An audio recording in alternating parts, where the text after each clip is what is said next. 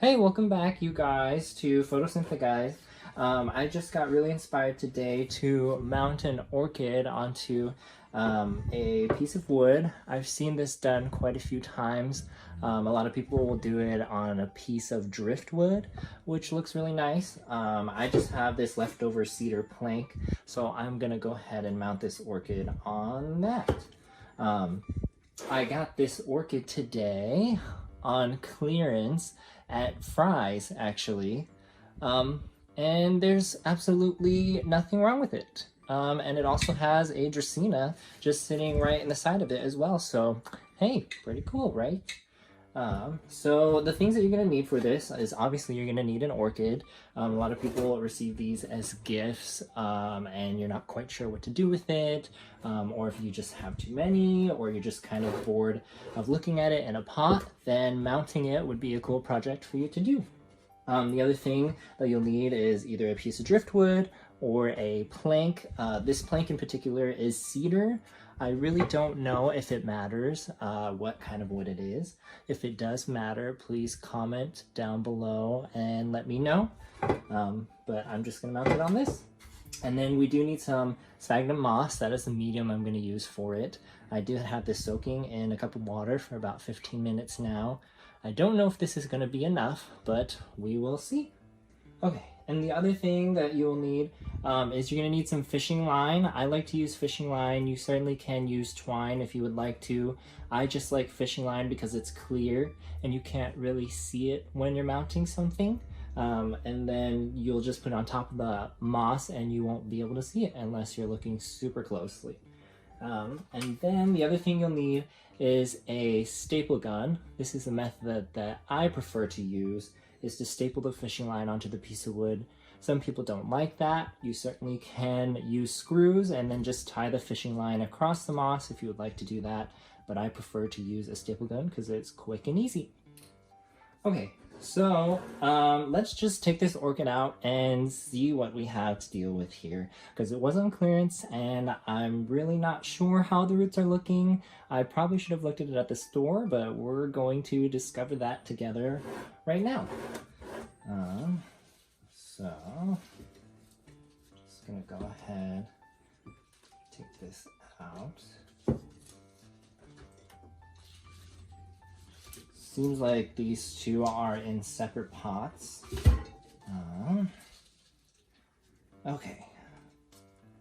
So there's quite a bit of moss in here, so I'm just gonna set this aside for now. Maybe I'll reuse that. And it does look like that this orchid is super healthy, so that's great. That's a plus for us. And it does have some good roots, some not so great roots. I might just actually cut these off here, some of these rotting roots, but it does have some healthy roots up top. So I will set this down right here.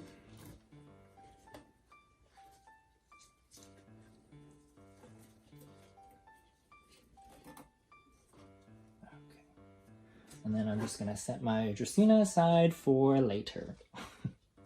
Okay. So I'm just gonna cut this tag off first, just to get this out of the way.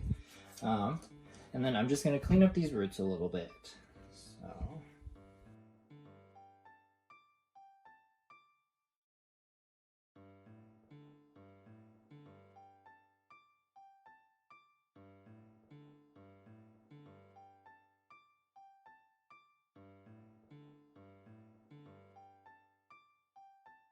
All right, cool. So I've cleaned this up just a little bit. I just wanted to cut the dead parts out.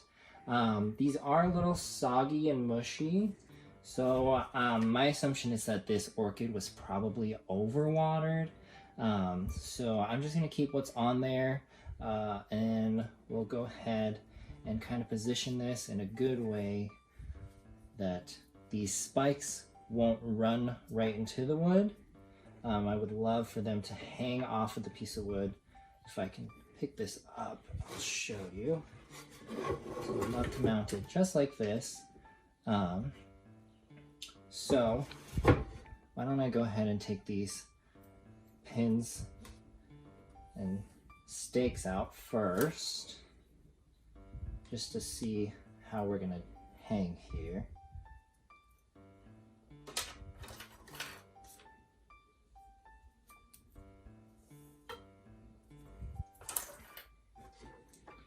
Okay. Okay, it looks really good. This is a large orchid, a larger one that I would like it to be for this piece of wood, but I'm just gonna go ahead and try it, and if it doesn't work out, then I'm just gonna get a larger piece of wood. This is done with a lot smaller orchids most of the time, so we'll see how this does. That looks great right there. And what you want to do is you really want to pack on the moss to keep it humid. You'll want to water it very often, but you want a lot of moss to keep that moisture in there. So I'm just going to put as much as I can around these roots.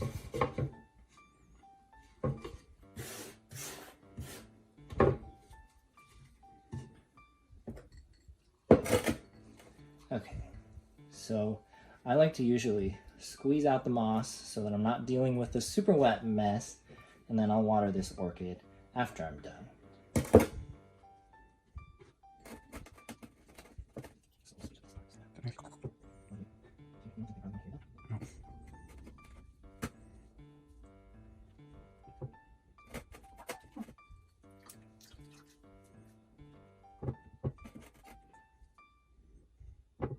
Okay, sorry about that. I just had to go grab some more moss because we need a lot, and it definitely was not enough to cover barely any of these roots at all.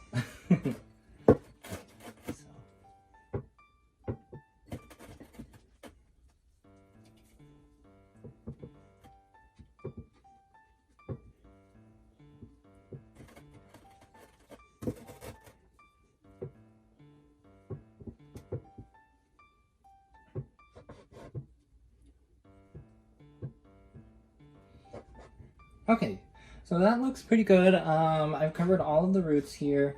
I'm not sure that I want to go ahead and use this moss, so I'm just going to keep that for something else. And then I'll go ahead and show you guys how to staple this on here. So I'll just grab my staple gun and my fishing line. I don't usually pre-cut this because I don't know how much I'm going to need, so I just start at the end of my fishing line. And then I'll pick one corner to start in, usually somewhere towards the bottom. And I want to push this underneath the moss, so I don't want to see the staple when it's all done and finished, so I want to hide this underneath. And then I'll take my staple gun and just staple this fishing line right onto the board. So you can see the staple is there. And what I'll do after that is I'll just usually push my little bundle of moss down to cover that. So that way when it's all done, we won't see that. All right, so I'll just go ahead and then I'll usually take this and I'll go across diagonally. And you might need to readjust your board at this point so that you can put the staple gun in there without damaging your plant. So I'm just going to turn this around carefully. And then I'll push with my thumb into this little ball of moss. And then use my staple gun. Just gonna staple it right onto there. One thing that you do want to be careful of while you're using this staple gun is that you don't staple the edge of it right onto the fishing line, because your fishing line will break. Then you'll have to start all over again. So we'll just go ahead, we'll keep doing diagonal. I think I'm gonna go this direction next, and then maybe I'll go from here to this corner. And then I do always try to do one around the back side of the plant to make sure that it is stable. So we'll go ahead and do that now.